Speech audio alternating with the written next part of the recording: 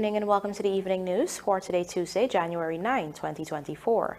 I am Jemima Holmes. Thank you for tuning in. Now let's take a look at some of the lead stories tonight.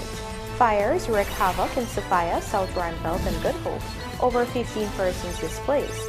6 persons die in separate accidents and incidents within 24 hours. Government expends millions in grants. Other initiatives to empower women-led and small businesses. Follow-up ministerial visit to QTC's residents informed of training job prospects. And U.S. working with Guyana to modernize defense capabilities, says top official. Now for the news in detail.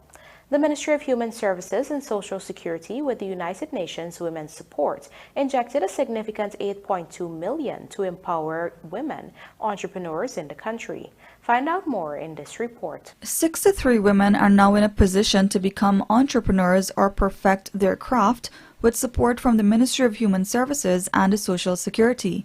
On Monday, the women received sewing machines, gas stoves, and accredited certificates for their participation in the ministry's Women Innovation and Investment Network WIN culinary and garment construction courses.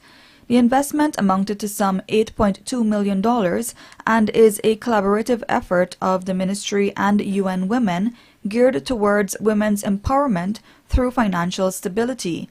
During the distribution exercise, Subject Minister Dr. Vindhya Prasad congratulated participants, emphasizing the ministry's dedication to fostering entrepreneurship and addressing gender disparities.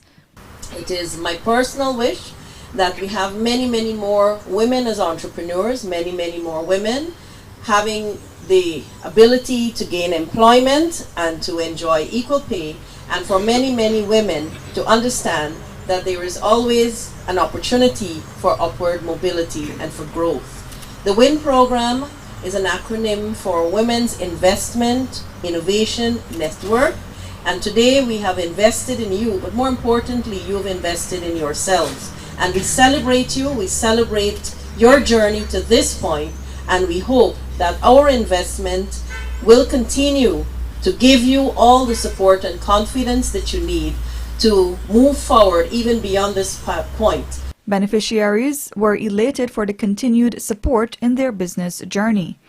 I was doing domestic work.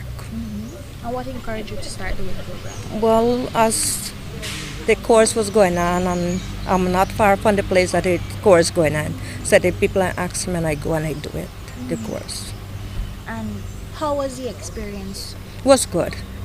How was it good? Like, you're reaching with people, doing a job, you know that you can get something benefit out of it. And what was your benefit from this program? What did you gain? A lot, like sew, do some repairs, and other stuff. I know to stitch, like find things like just hem and do whatever. I know to pedal a machine and whatever more. But like go into cut and everything, I never do it. Like cut blind different, but close. So I learn more. And how did this program help your life? A lot. Because I stopped the domestic. And I'm working my 10-day at the health center, and the rest of the time I do my sewing. And now that the government or the ministry is going to be giving you a sewing machine, how will that help you? A lot. Because it's better than an old machine. I was at home basically doing nothing. So then I saw the program on Facebook and I decided to apply. It was a great experience. I've learned a lot. I've made new friends and I've learned to do a lot of Indian dishes. It doesn't matter the age, it doesn't matter what you are and how you have been. You should come out and join the team. It's a great experience. It did a lot for me, and I think it would do for others too. Why that I joined the WIN program? It's empowering women to be constructive, to help themselves. The experience was for me is very good to show that I could multitask in many different areas. So if one fail, I could try the other. I'm encouraging young women of today to be independent. Don't depend on anybody, depend on yourself, empower yourself and show that you could make yourself someone better. The Small Business Bureau of Tourism, Industry and Commerce Ministry today disbursed over 300 small business grants, allowing the recipients to embark on advancing their enterprises. Details in this report. The small business grants were allotted to entrepreneurs in Region 4, but this exercise will follow in other regions. At the Arthur Chung Conference Center on Tuesday, Tourism, Industry and Commerce Minister Onish Walrand outlined that this is a fulfillment of government's manifesto promise on the 2020 campaign trail to provide continuous support to small businesses. I just want you to know, as small business owners, that this small business sector is a priority sector for our government. We understand, as Mr. Pollard said, that when your small business thrives, the economy thrives, we thrive. You are able to become not only a sole proprietor, but you're able, hopefully with the help of the Small Business Bureau and the help of government, that you're able to become an employer. And so what happens when you become an employer, more people in your communities become gainfully employed, income and disposable income is increased. Deputy Chief Executive Officer of the Small Business Bureau, Simon Pollard, attested that government has been unwavering in its commitment to fostering growth and sustainability within the small business community. He explained that promoting entrepreneurship, alleviating poverty, and elevating the standard of living for Guyanese is embedded in the diverse range of services offered. At the Small Business Bureau, we are driven by a clear mission and vision to enable sustained growth and uniform diversification of micro and small enterprises within our local sector. Our goal is to create positive, measurable impacts by providing expert guidance, effectively channeling resources, fostering comprehensive networking, and ensuring a support environment for maximized performance. For 2023, it was disclosed that almost 1,500 small business grants were disbursed across the country. At the exercise on Tuesday, a total of 398 small businesses benefited. Rupa Sinarain, The Evening News.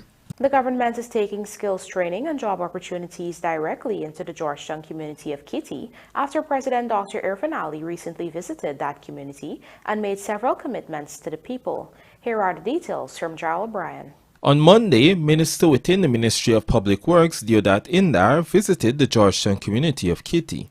Also taking part in the visit were Minister of Culture, Youth and Sport, Charles Ramson, and Minister within the Prime Minister's office, Kwame McCoy. Labour Minister Joseph Hamilton was also part of the ministerial delegation.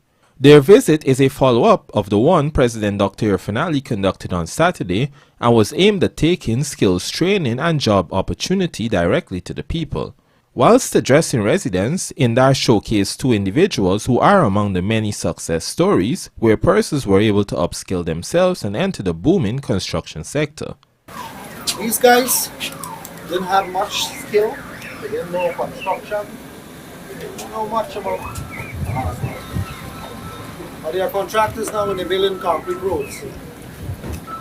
And them roads are last long because they built the quality. Right, see that? And I can tell you, Charles was talking about Leopold Street. When I went to Leopold Street, Carlos, nice young fellow too. He started in with block making, now he's building roads and concrete drains in Riverview. And I could take you to our Vicestown where I went there and create a whole ecosystem of contractors. And I could take you to Victory Valley Linden and show you from the Rastaman, from the corner to somebody, all of them end up turning contractors, build their own community. Or I could take you to SOPHIA, or I can take you to Melanie, and I'll show you from the women to the men to the young to the old. Once you're willing, and you have defined the belly, and want to see something else better for your life, we will facilitate that. According to Indar, these success stories have been replicated all across the country. The minister urged persons who already have skills to register their names with the government in order to facilitate them getting jobs. And he urged persons in the community who are interested in learning a skill to sign up with the government's skill training initiative. The skills training is being offered in areas of excavator and heavy machinery operations, welding, carpentry, and block making. If persons are interested in doing machine operating, excavator operators pay between 10 to 15 grand. Depends on what size machine you are. Same thing for bulldozer, same thing for bobcats. It's good money, right? The Board of Industrial Training under Minister Joe Hamilton, which I spoke to, is on his way here. He will train you. So the persons that don't have no kind of training and want to do that, I want you to just form a group, so we take your name there, and we'll put you in the street, they'll put you in the Board of Industrial Training, so that you can have that training there. The government's initiative also came in for praise from the residents. In particular, the timeliness with which the president's visit was followed up was commended. The initiative is a very good initiative. You know, we need more like this in a lot more communities. To me, it can help keep some young people out of the streets, you know, find jobs and stuff for them, training and stuff for them. I just hope and pray that everything that they're saying come true and they push with a pace that, you know, things could happen. You understand? Not just come in and talk. A lot of people just come and talk, but no action. So let me just hope. The president looks like he's a man of action, so let me just watch and see what happens. What I think about the initiative with the president and the ministers, them coming to Kitty on Saturday, and then probably to come back today, which they do. It's good because there's a lot of these youths that need a lot of development, which that is good for us, it's good for them. Some of them is just basically play football, no way to play it, which that's something good for them if they have a ground or so. Some of them are just there and doing anything that need the skills, which that the ministers talk about a lot of program they got for training the young guys them, which is good for me, better for them. I said it before that in the corner here, since I've been here, sometime after the youth finish school, they finish CXC, maybe they didn't get some of the papers. And the next thing, they just lie about the corner. And some get pregnant, and that's it. And the youth sometimes enter into smoking and other things.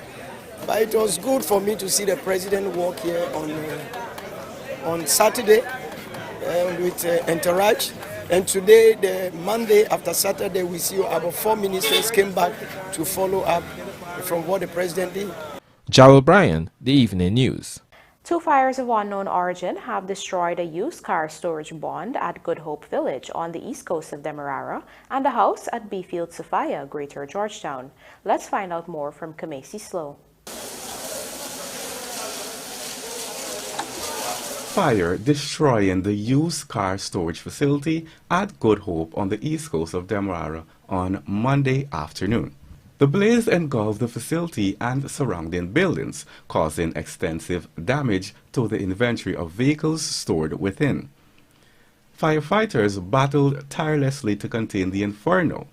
The son of the facility's owner, Rushan Ali, told this newscast that the facility was rented out to Chinese migrants, who operate a hardware store, and at the back where the fire occurred was utilized as storage bond for old or used vehicles.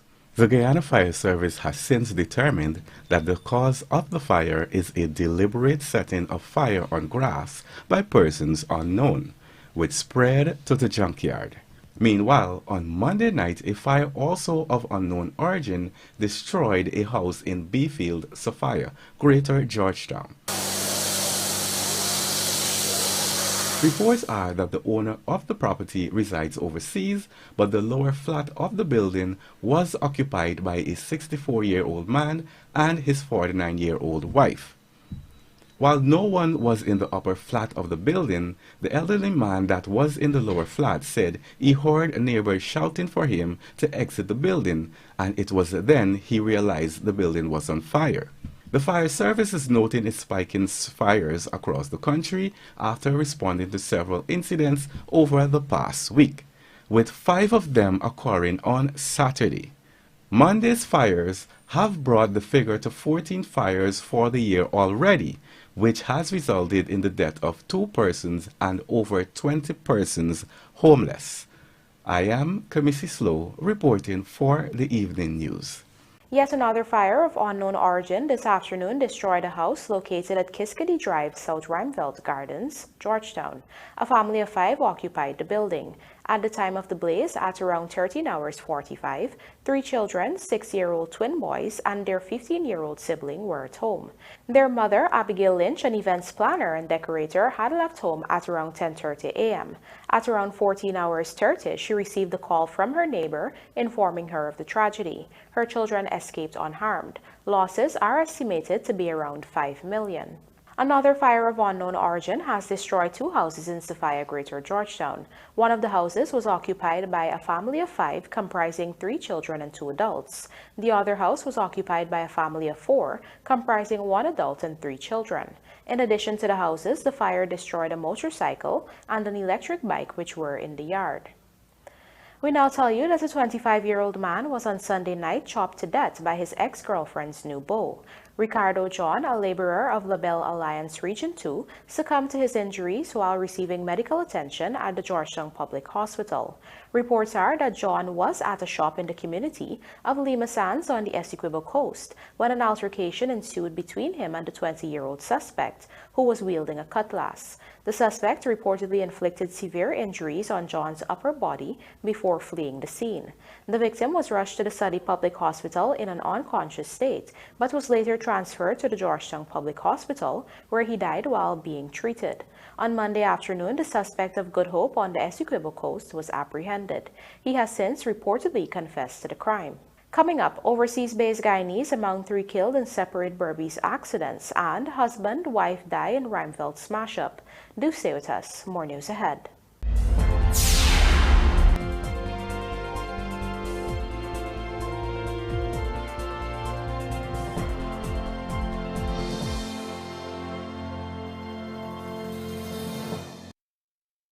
To tell you about my mom and how I lost her, it was a very hard reality for me. I met Crystal through a friend who asked me to speak to her.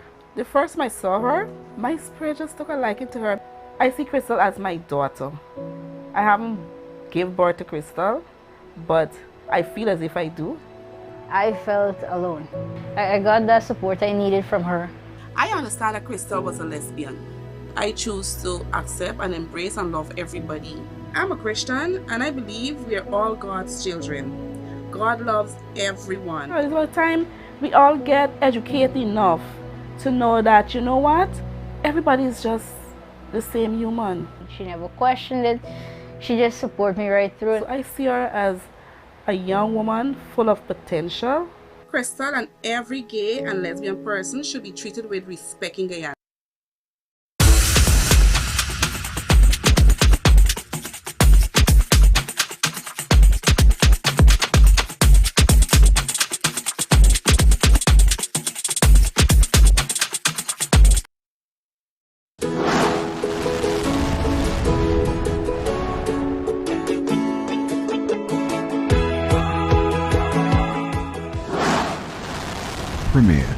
Premier insurance coverage for less. Stay safe. Sun or rain? Up or down? No one knows what tomorrow will bring, but with Premier's commercial property insurance, you'll be ready. For all risks insurance, call 223-0840 or visit premierinsurance.gy. Fuel your success. Premier Insurance. Premier insurance coverage. It's a new day with Shilling Oil. A unique blend of natural oils to help ease and soothe the day-to-day discomforts of life. Get relief from muscle and joint pain, headaches, and congestion. Shilling Oil lets you get back to the things you love doing most. Water relief with Shilling Oil. Distributed by Massey Distribution. GECOM is currently conducting a claims and objections exercise to produce an official list of electors OLE. If you will be 18 years or over by December 31, 2023, and you are a Guyanese citizen by birth, descent, or naturalization, or a citizen from a Commonwealth country living in Guyana for 1 year or more, you are eligible for inclusion in the OLE. GECOM has posted the preliminary list of electors PLE for all registration divisions at popular locations across Guyana for you you to check if you are listed and, if so, whether your particulars are accurate. You can make a claim for registration if you are not listed, change correction to your particulars if they are incorrect, or object to the inclusion of anyone who you believe should not be on the list. If you are desirous of making a claim or objection, you must visit the GECOM registration office responsible for your area of residence to do so. The claims aspect of this exercise will end on Monday the 15th of January 2024. The objections aspect of this exercise will end on Monday the 22nd of January 2024. All GECOM registration offices will be open Mondays to Fridays from 8 hours to 18 hours, Saturdays and Sundays from 10 hours to 14 hours. For further information, contact GECOM at 225-027829 or visit our website at www.gecom.org.gy.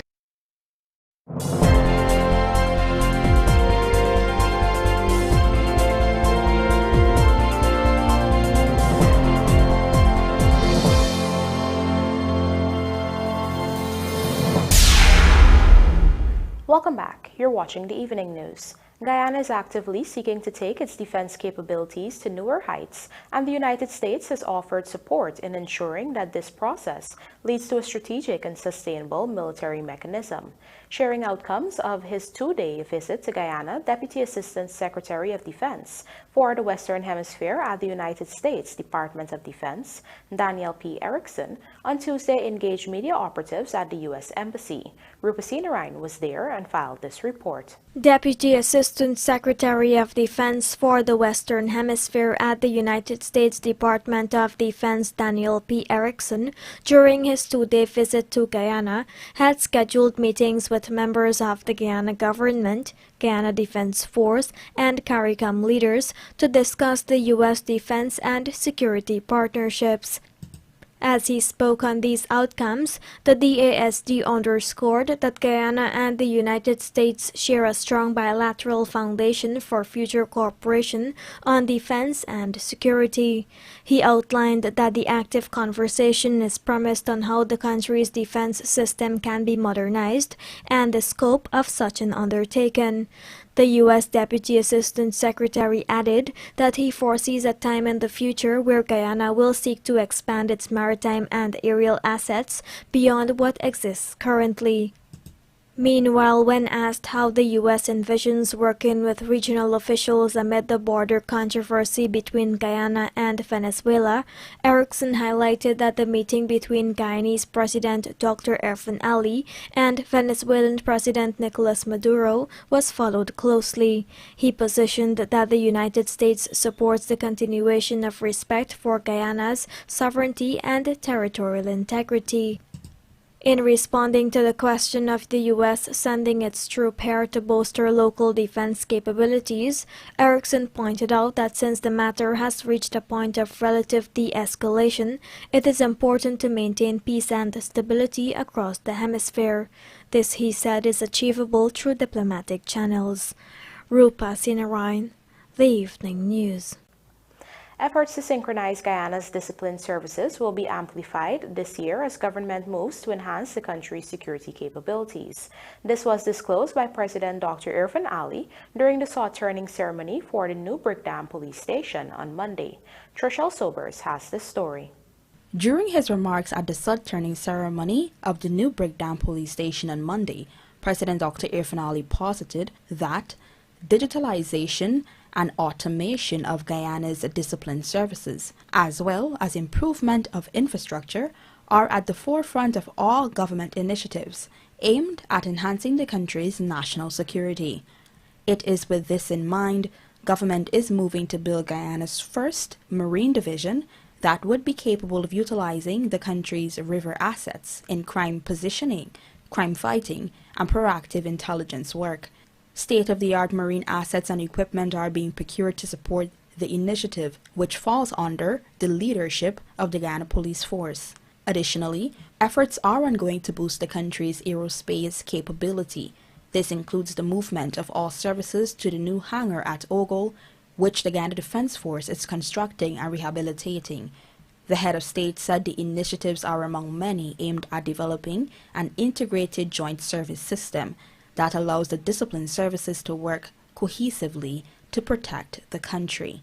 We hope in that hangar to not only add to the air capability and capacity of the Guyana Defense Force, but to add 2 modern pieces of equipment to support the air division of the Guyana Police Force that includes chopper, that includes drone capability, so that it would further enhance our crime fighting capability and advanced capability. Further, he said sod will be turned soon for the construction of the new Customs Anti-Narcotic Unit, CANU, headquarters in Georgetown.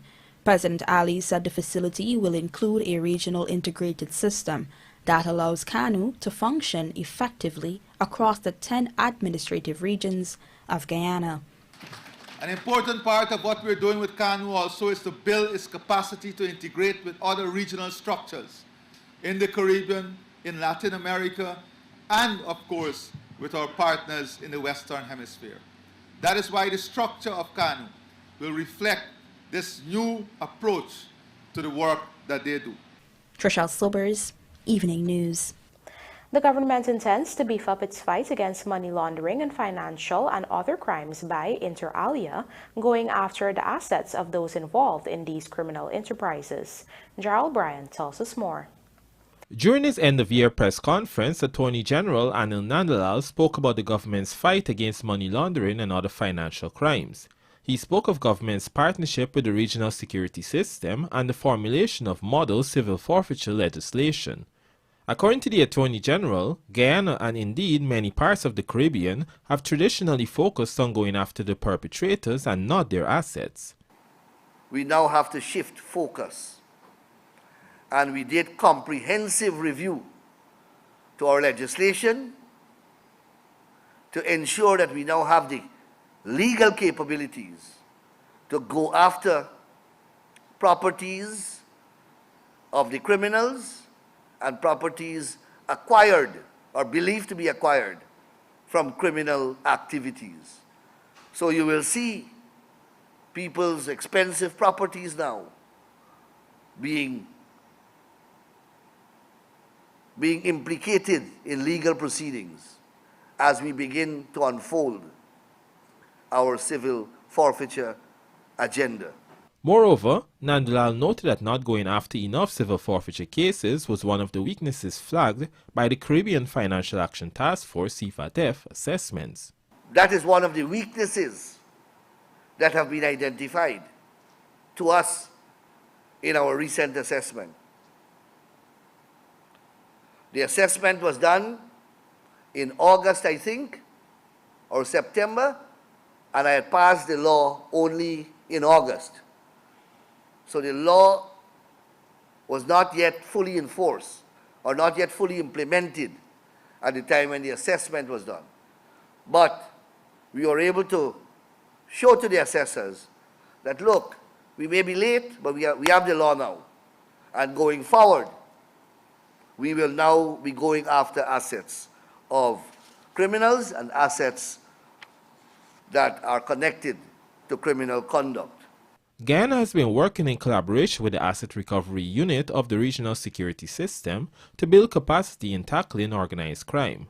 Last year, a number of workshops were held that involved different investigative arms of the state. Gerald Bryan, The Evening News.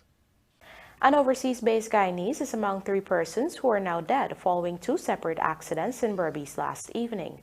Our Berbice correspondent Andrew Carmichael reports.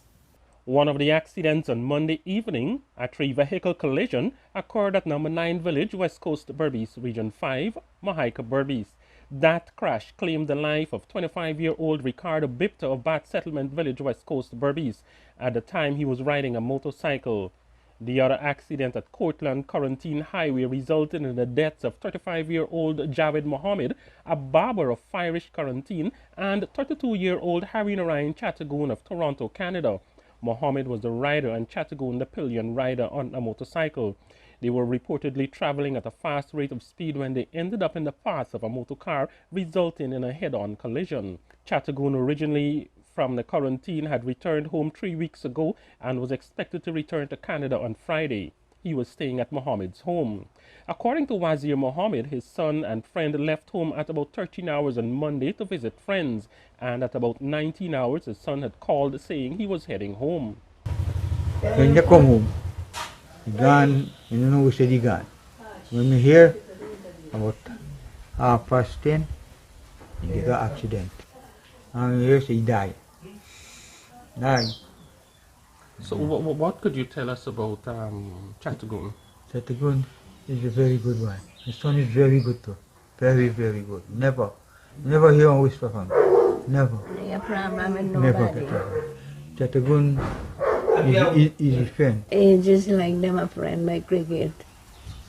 Them let's play by Anquasta Rosal.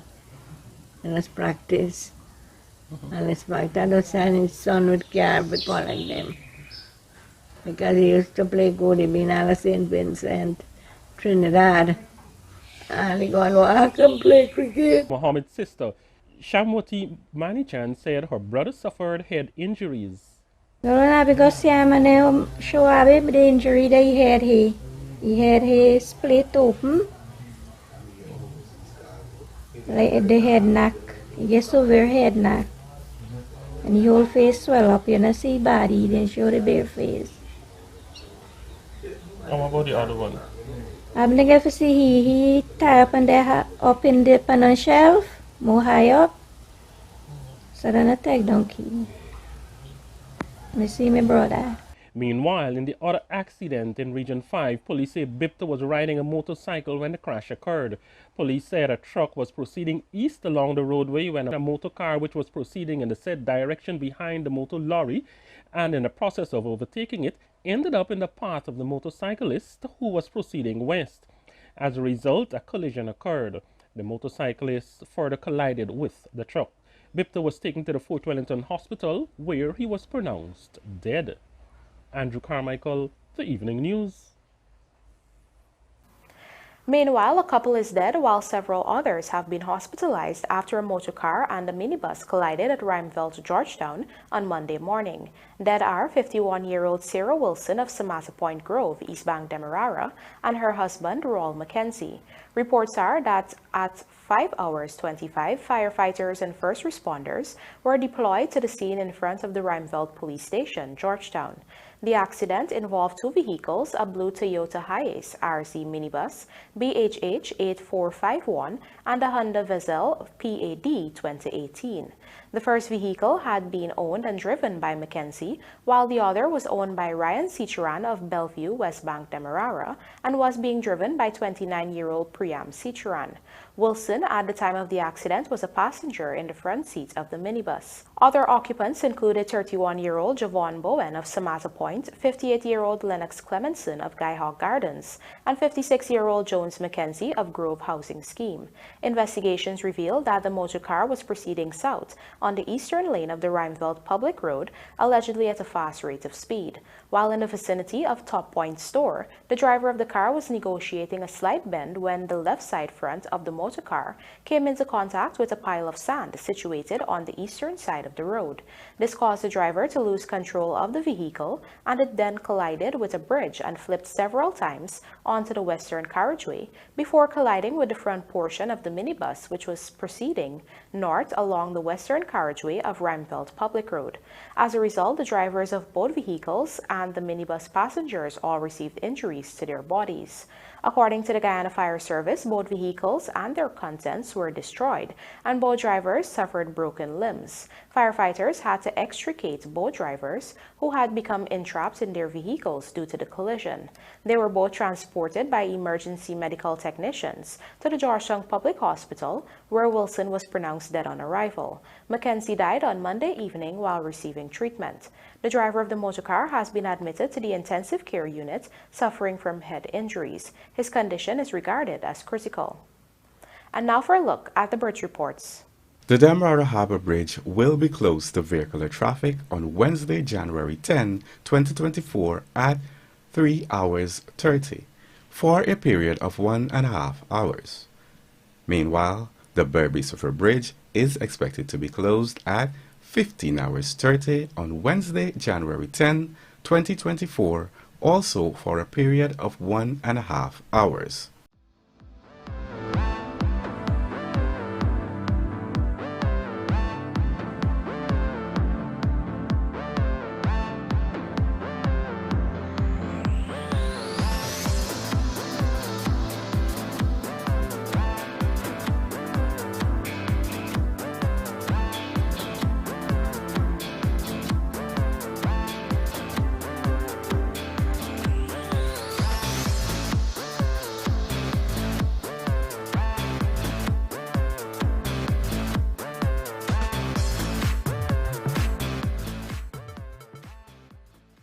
Kohli satisfied with test prep ahead of warm-up match, and GHB plans for a full schedule in 2024.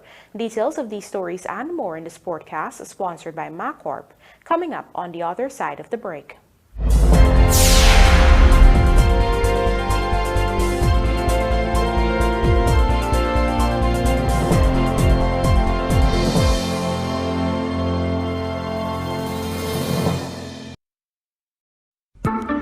Did you know that when you leave your property unoccupied and unmanaged, it deteriorates much faster than you can imagine? Then before you know it, much of your hard-earned investment is wasted. At Hand in Hand Trust Corporation, property management is our business. Whether you travel for long periods, live overseas, or have several properties that require managing, let us at Hand in Hand Trust Corporation take care of this for you. Your property is safe with us. Hand in Hand Trust Corporation Incorporated, a member of the Hand in Hand Group of Companies.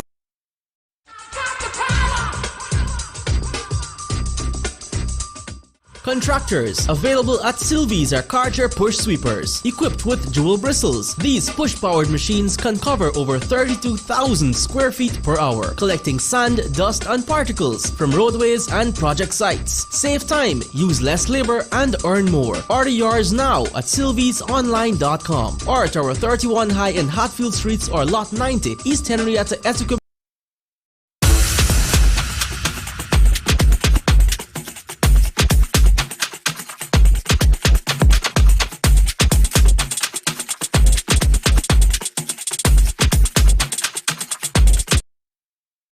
SuperBet, your best bet. Do you wish to pass some time and win while doing so? Play our SuperBet online games. Choose from over 200 online games that are easy to play. Visit www.superbet.gy to choose your game. Must be 18 years and older. Terms and conditions apply. Play responsibly. Looking to bring your dream home to reality? Or simply taking on a home improvement project?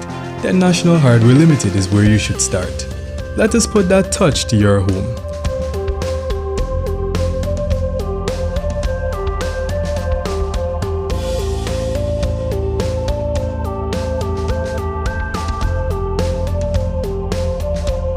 Choose from over 1,000 Berger Paint original hues for any surface.